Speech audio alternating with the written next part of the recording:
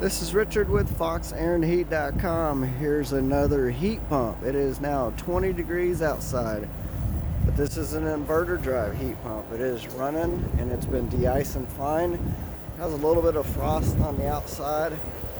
I posted a video about people turning to emergency heat, and that kind of applies to like 35 degrees and below.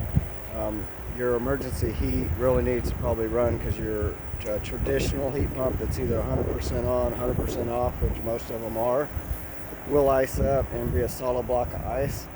That post was kind of tailored to those customers because we get a ton of calls for that. If you have a system that we've done and you upgraded to a nice inverter drive system like the Amana inverter drives, Trains, Carriers, Bosches, if you got any of these inverter drives, it's really not an issue because number one, we probably put in the right thermostat to make it work right, and we're actually ramping it up and down, and it'll keep it from icing up.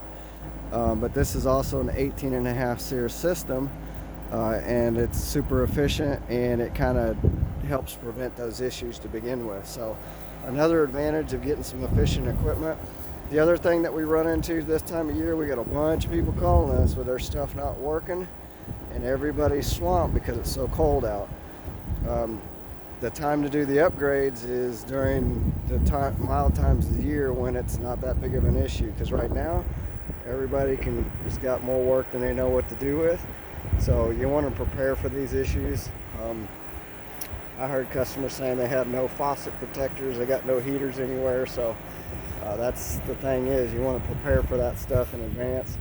We already got our faucet protectors, stuff like that. So stick with us. We try to keep you updated. We try to keep you ahead of problems, and we try to look down the future and down the line to kind of save you money. So if you got a unit like this, you really don't have to be switching the emergency heat on and off like a lot of people have to. If you use a smart thermostat like an Ecobee, where we program it to actually lock out the heat strips at a point, or we can actually lock out the unit at a certain point. So anyways, if you have a system like this, or we've done a high-end system for you, you don't really have to worry about doing that because it's really not going to ice up that bad. So it's Richard with FoxAironHeat.com. It's 20 degrees.